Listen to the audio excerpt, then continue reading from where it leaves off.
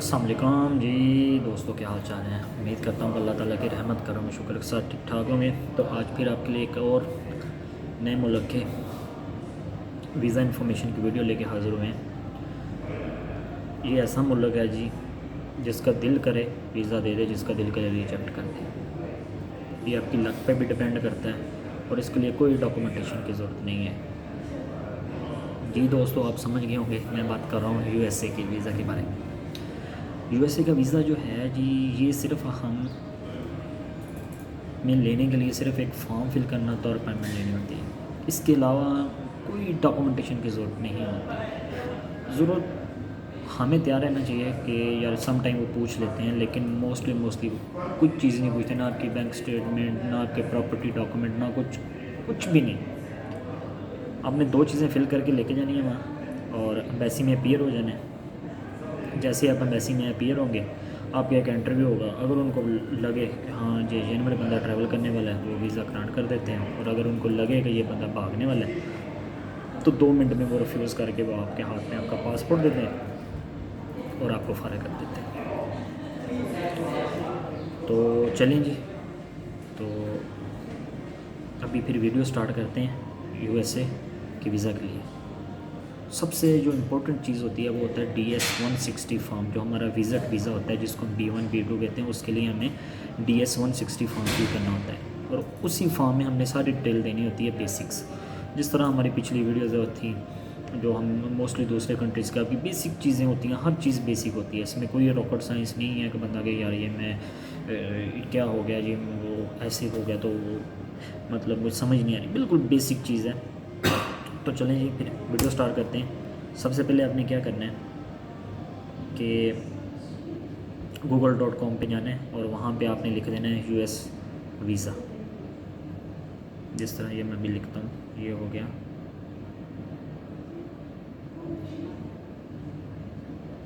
USA का ये visa आ गया। अब डायरेक्ट भी लिख सकते हैं DS-160, लेकिन US हम लिखते हैं जी US वीज़ा के लिखेंगे, क्योंकि अगर हम US वीज़ा लिखें तो वहीं से हम अपॉइंटमेंट भी ले सकते हैं और वहीं से हम DS-160 भी फिल कर सकते हैं। इनकी वेबसाइट होती है US Travels document.com, ठीक है, docs.com ये वाली। तो अब इसको हम खोलते हैं तो इस तरह का एक पेज सा खुल जाता है, ठीक है। इस पेज पे आप नीचे जाएं ज़रा, ये देखें सारी इन्फॉर्मेशन दी हुई है। ये देखें लिखा हुआ है अप्लाई फॉर वीज़ा और जनाब साहब कंप्लीट बाई DS-160। तो अब हमने क्योंकि ज़ीरो से स्टार्ट करना है तो हम लिखेंगे जी कंप्लीट माई DS-160 और नीचे वाले शेड्यूल माई अपॉइंटमेंट, यहाँ से आपकी अपॉइंटमेंट हो जाएगी। ये 2 ही चीज़ें हमारी ज़रूरत होती हैं, तो इसके अलावा हमें कोई ज़रूरत महसूस नहीं होती या पेश नहीं आती, बाकी वैसे ही है। तो चलें अब हम जाते हैं जी DS-160 पे। तो ये आ गया जी कंप्लीट माई DS-160। उसकी सारी इन्फॉर्मेशन दी हुई है, आप यहाँ से पढ़ सकते हैं अभी क्या क्या चीज़ दी हुई है। ये बेसिकली एक फॉर्मेट आ गया DS-160 का, ठीक है। तो सबसे पहले आपने वो किस कंट्री से आपने अप्लाई करना है, ये नहीं है कि अब किस कंट्री से नहीं, आपने किस कंट्री से इसको अप्लाई करना है और किस सिटी से करना है। सऊदीया से करना है, पाकिस्तान से करना है, रियाद से करना है, जद्दा से करना है, जहाँ से भी करना है आपने वो सेलेक्ट कर लेना है। और यहाँ पे कोड एक आ जाएगा, कोड देना है।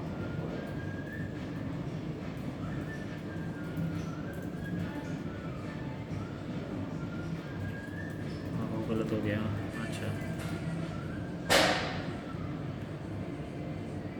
तो अब आपने क्या करना है जी, इसको स्टार्ट एंड एप्लीकेशन कर देना है। ये रिट्राइव होता है कि अगर आपने पहले किया हुआ है तो उसमें चेंजिंग करनी हो। तो ये हो गया जी स्टार्ट।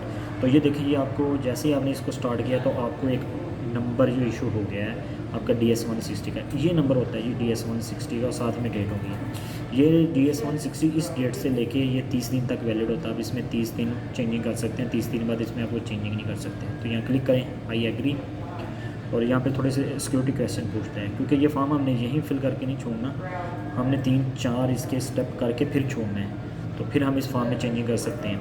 तो ये पूछ रहा नाम आप कोई भी लिख दें, बीबी लिख दें, कोई लिख दें। वो आगे आपका नाम पूछता है, आपका अपना नाम बताना है, ठीक है।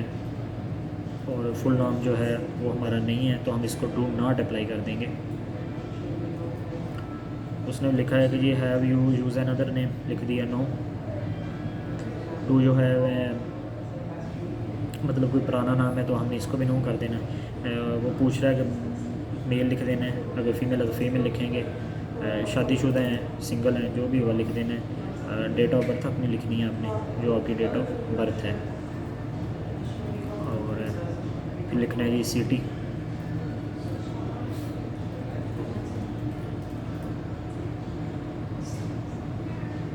फिर आपने सेव कर देना है, इसको आपने साथ साथ सेव करते जाना है, ठीक है। सेव करेंगे तो इस तरह का आता है, इसको कंटिन्यू एप्लीकेशन कर देना है और फिर आपने इसको नेक्स्ट कर देना है। अच्छा, आगे पूछ रहा है कि आप की नेशनलिटी कहाँ से, तो पाकिस्तानी है।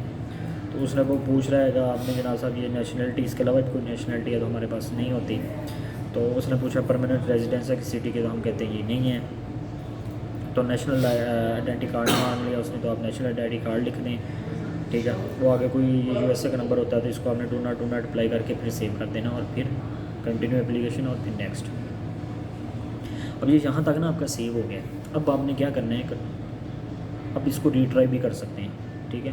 ये नहीं है कि हमने एक दिन में इसको पूरा करना है। आप इस नंबर को सेव कर लें, अगले दिन आप काम कर लें, उससे अगले दिन कर लें, या फिर जब भी आपका टाइम मिले तब कर लें। यहाँ तक हमने लाजमी करना है। अभी आपका सेव हो गया और ये नंबर जनरेट हो चुका है। पहले अगर आपको इस एक आधा स्टेप तक जाते हैं तो फिर ये दोबारा हमें फिल करना पड़ता। अभी ये सेव हो गया, अब कभी भी हम इसको आगे कंप्लीट कर सकते हैं, ज़रूरत नहीं है कि आज ही कंप्लीट करें।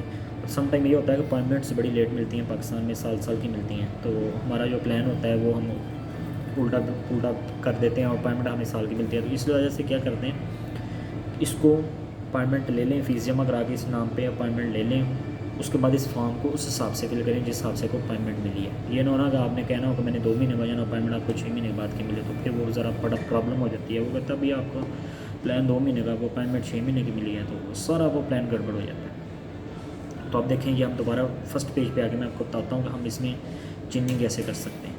तो दोबारा हम फर्स्ट पेज पे आ गए, सेम वही करना है कि हमने कहाँ से किया था, इस्लामाबाद से। ये हमने लिख देना है नंबर। देखिए पहले हमने किया था स्टार्ट एप्लीकेशन, अब हमने करना है रीट्राइव एन एप्लीकेशन करना है। आईडी मांगेगा, वही नंबर जो हमने पहले सेव करके मैंने रख लिया था, ठीक है। ये इसको कॉपी करना है, कॉपी करने के बाद ये मैंने कर दिया पेस्ट और रीट्राइव। अब वो जो सिक्योरिटी क्वेश्चन पूछ रहा है, ये आपके 5 लफ्ज़ बताएं नाम के जो हमने लिखे थे, वो लिख देना है, ठीक है। ये ईयर ऑफ बर्थ पूछ रहा है, वो लिख देना है, और गिविंग नेम पूछ रहा है जो हमने वहाँ पे सिक्योरिटी क्वेश्चन उसने पूछा था, ये लिख के इसको रीट्राइव कर देना। ये दिखें, ये दोबारा उसी पेज से स्टार्ट हो गया है जिस पेज से हमने इसको करना था। तो फिर हमने नेक्स्ट किया। अब वो ये पूछ रहा है कि आपका पर्पज़ जो विज़िट क्या है, ठीक है। तो हमने जो विज़िट करना है तो हम इसको बी कैटेगरी लिखेंगे, क्योंकि बी कैटेगरी होता है इसका बिज़नेस और विजिटर वीज़ा। तो हमने इसको कर देना है बी, सेलेक्ट कर देना है, और नेक्स्ट फिर वो इसकी कैटेगरी पूछता है कि हमने किस कैटेगरी में जाना। हम करेंगे जी B1 B2, ये बिज़नेस एंड टूरिज्म पर्पज़ के लिए होता है, और ये आपकी पासपोर्ट की वैलिडिटी पे डिपेंड करता है कितनी होती है, और फिर उस हिसाब से इशू होता है। वैसे ये 5 साल के लिए होता है, अगर आपका साल 2 साल 3 साल का पासपोर्ट होता है फिर उस हिसाब से मिलता है, ठीक है जी। उसके बाद वो पूछ रहा है कि have you made specified travelling plan. हाँ, अगर मैं आपको बता दूँ, अगर आपकी वाइफ कर रही है तो वो फिर B1 पे नहीं B2 पे करेगी, ठीक है। आपके पास वीज़ा आपके बिहाफ पे आपकी वाइफ करिए तो भी B2 पे करेगी। अच्छा, तो आगे वो पूछ रहा है कि have you made specific travel plan, तो हमने इसको यस कर देना, हमेशा यस ही करना है। कोई भी डेट हो तो डेट ऑफ अराइवल लिख देनी है। जिस तरह मैंने बताया कि ये डेट्स वो होनी चाहिए आपकी अपॉइंटमेंट के बाद वाली, पहले वाली ना हो जाए, ठीक है। और ये आपने साथ में सारी डिटेल लिख देनी है कि किस सिटी जा रहे हो, कहाँ से जा रहे हो, किस सिटी जाना है, कौन कौन सी आपने घूमना है, ठीक है। ये आपने कहाँ कहाँ घूमना है, और फिर यहाँ पे आप लिखना है एड्रेस, आप स्टे वहाँ कर रहे हो, ये सारा आपने वहाँ का एड्रेस लिखना है जो booking.com से आपने करना है। booking.com से पे जो भी आपने होटल बुक कराया, तो ये सारी इन्फॉर्मेशन आपने वो वाली डाल दी। अच्छा, उसके बाद ये पूछ रहा है कि आपकी ट्रिप के पैसे कौन पे कर रहा है। अगर तो कोई और पर्सन कर रहा है तो आपने लिखना है, और अगर आप खुद कर रहे हो तो माई सेल्फ लिखना है। माई सेल्फ लिखेंगे तो आपको ये सारी चीज़ें डालने की ज़रूरत नहीं है, अगर और लिखेंगे तो डालने की ज़रूरत है। तो अच्छा वो ये कर रहा है कि भाई मतलब ये वो आपके ड्रेस पे ही रहता है। ये वो है कि अगर किसी ने अपना वाइफ को स्पॉन्सर करना हो तो, अगर नहीं करना तो कोई ज़रूरत नहीं है, ठीक है। तो फिर आपने जनाब साहब अगर लिखें कि वो सेम है तो सेम ड्रेस कर दें, अगर वो मतलब कोई और ड्रेस पे रह रहा है तो फिर कोई और ड्रेस कर देंगे, ठीक है। ये आगे लिखा हुआ है जी कि आपके साथ कौन ट्रैवल कर रहा है। मेरी वाइफ के साथ मैं ट्रैवल कर रहा हूँ या मेरे साथ मेरी वाइफ ट्रैवल कर रही है। अगर आप अकेले हैं तो आपने यहाँ पे इसको नो कर देना है। तो नो करना है तो ये बेसिक सी चीज़ है कि जनाब साहब कि आप किसी ग्रुप के साथ ट्रैवल कर रहे हो या नहीं कर रहे हो, तो ये इतनी ज़रूरत नहीं है। अच्छा ये आ गया जी प्रीवियस यूएस ट्रैवल इन्फॉर्मेशन। आप पहले कभी यूएसए गए हैं तो लिख दें यस, नहीं गए तो नो लिख दें। अच्छा वो आपका वीज़ा जो है इशू हुआ यूएसए का हुआ है तो लिख दें, नहीं तो नहीं। मोस्टली पहली दफ़ा जो अप्लाई करते हैं वो नो नहीं लिखना होता है। आपका रिजेक्ट हुआ है, रिफ्यूज़ हुआ है, नो। आपको वो कोई कहीं यूनाइटेड स्टेट वालों ने कोई इमिग्रेशन वालों ने कुछ किया है, नो, ठीक है। अभी आप एड्रेस लिखना है, होम एड्रेस है, यहाँ पे आपने सारा एड्रेस A to Z लिखना है। हम यहाँ पे एड्रेस लिख देते हैं, सारा कंप्लीट एड्रेस लिखना है कि कहाँ पे रह रहे हैं। जो आईडी कार्ड वाला है वो बेटर है कि अगर आप वो एड्रेस लिख दें तो वो ज़्यादा बेहतरीन हो जाएगा। तो मेलिंग एड्रेस सेम एड्रेस है, फ़ोन नंबर लिखना है और फ़ोन नंबर आपकी होटल। सबसे इम्पोर्टेंट चीज़ ये होती है कि अपनी ईमेल एड्रेस लिखना है और आपका लिंक्डइन फेसबुक आईडी ये आपने क्लियर लिखना है यहाँ पे, क्योंकि वो इस चीज़ को चेक करते हैं कि यार आया कि बंदा वाकई ट्रैवलर है या ऐसी बस। तो यहाँ से आपका एक सिक्योरिटी चेक हो जाता है। आगे वो लिखा हुआ है कि आपने ये जो किया है ये वो, इसको भी आपने नो कर देना है। आगे आ जाती है आपकी पासपोर्ट इन्फॉर्मेशन जो कि सबसे ज़्यादा इम्पोर्टेंट है। तो यहाँ आपने सबसे पहले लिखनी है ये पासपोर्ट इन्फॉर्मेशन लिख दें। रेगुलर पासपोर्ट है, नंबर लिख दें। पासपोर्ट बुक नंबर होती है, वो हर पेज पे एक नंबर दिया होता है, उसको बुक नंबर कहते हैं, वो लिखना है। कहाँ से इशू हुआ है, क्या डिटेल ऑफ एक्सपायरी, ये वो आपका कोई पुराना पासपोर्ट चोरी या कुछ हुआ तो नहीं है, तो ज़ाहिर सी बात है नो हुआ है तो हम आगे चले जाते हैं। तो ये चीज़ हो गई है, ये है जी US point of contact information कि अगर आपको ज़रूरत पड़ जाती है तो हम किससे रब्ता करें। तो हमारा तो कोई जाने वाला नहीं है, तो हमने क्या किया है, सेम जो होटल की बुकिंग थी ना, सारा एड्रेस उसी का लिख देना है, A to Z सारा उसी का। आगे ये फैमिली इन्फॉर्मेशन रिलेटिव आ गया, ये बड़ा ज़रूरी है। कोई भी अप्लाई करे उसकी अम्मी और अब्बू मतलब फादर और मदर का डिटेल यहाँ पे लाजमी देनी है। सिंपल सा उनका नाम देना है और डेट ऑफ बर्थ देनी है, और ये देना है कि वो यूएसए में तो नहीं है, तो हमें यहाँ नो कर देना, उनकी डिटेल दे देनी है। वो पूछ रहे हैं कि आपके पेरेंट्स उधर रहते तो नहीं है या उनका कोई रिश्तेदार तो नहीं है उधर रहता, कोई और रिश्तेदार रहता तो हमारा कोई नहीं रहता, तो हमने कर देना नो। अच्छा आगे जाके ये फैमिली इन्फॉर्मेशन स्पाउस की। अगर आपकी वाइफ अप्लाई कर रही है तो आपको अपने वाइफ की इन्फॉर्मेशन देनी हो। अगर आप हस्बैंड हैं और अपनी वाइफ का अप्लाई कर रहे हैं तो उसका देना है, मतलब स्पाउस का देना है, अपनी सारी डिटेल स्पाउस की देनी है। तो ये बेसिक डिटेल दे दी। फिर वो पूछता है कि आप क्या काम कर रहे हैं, ठीक है जी।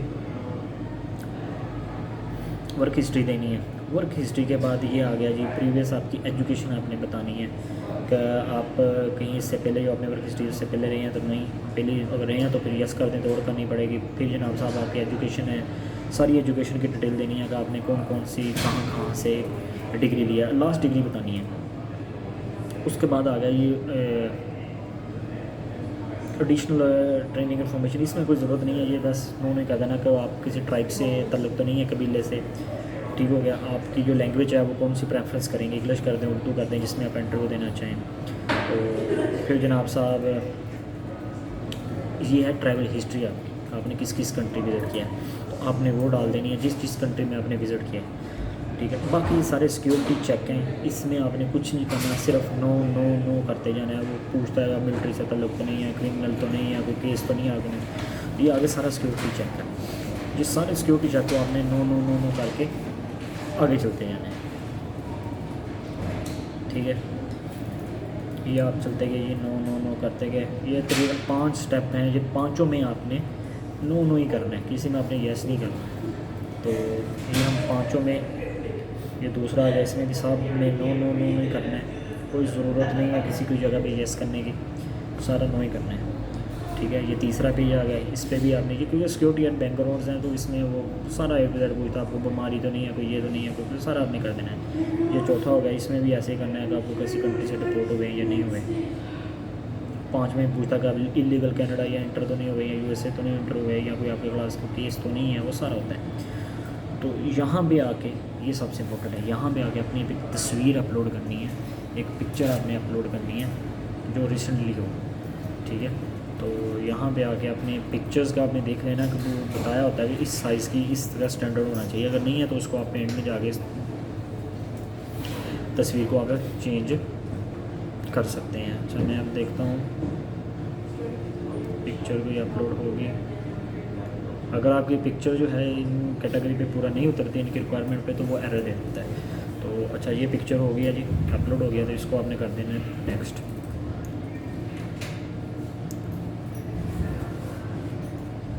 ठीक है, साथ साथ इसको सेव भी कर देना है। नेक्स्ट कर देंगे तो ये कंटिन्यू, जब जैसे हम सेव करेंगे तो वो कंटिन्यू मस्ट कर देता है। तो ये देखिए, ये जो है ये अब आपकी पूरी इन्फॉर्मेशन जो है जो आपने एडिट की थी वो आ गई है पूरी। आपने इसको अच्छी तरह देखना है, और अगर आप चाहते हैं कि या किसी को दिखाना है तो यहाँ से आप इसको प्रिंट भी कर सकते हैं, सेव भी कर सकते हैं, ठीक है जी। और अगर कोई इन्फॉर्मेशन आपको गलत लगती है तो आप साथ ही इसको चेंज भी कर सकते हैं, क्योंकि अभी हमने ये सबमिट नहीं करवाया।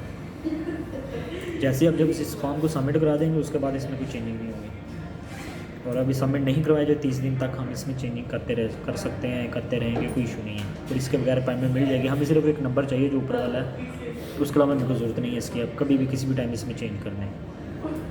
तो ये हो गया जी, हमने कहाँ से इसको कर रहे हैं जी, इस्लामाबाद और साइन। ये देखिए, ये चीज़ अगर हमने इसको ओके कर देना, इसके बाद हमारा फॉर्म सबमिट हो गया, उसमें हम कोई चेंजिंग नहीं कर सकते, फिर नया फॉर्म दोबारा नए सिरे से हमें भरना पड़ेगा, ठीक है।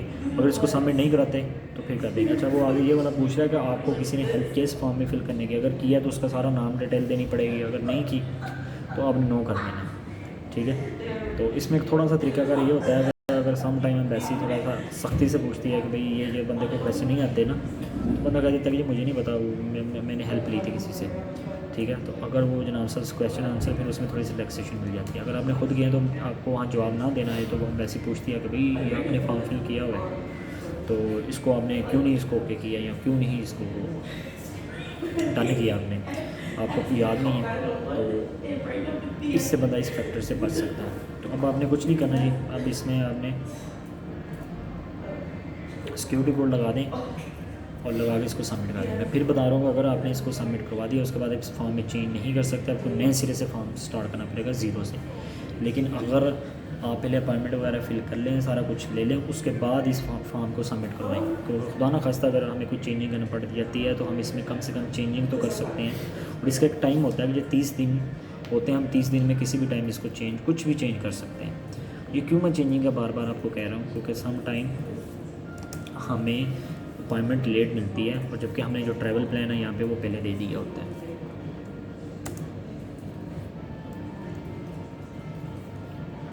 ठीक है।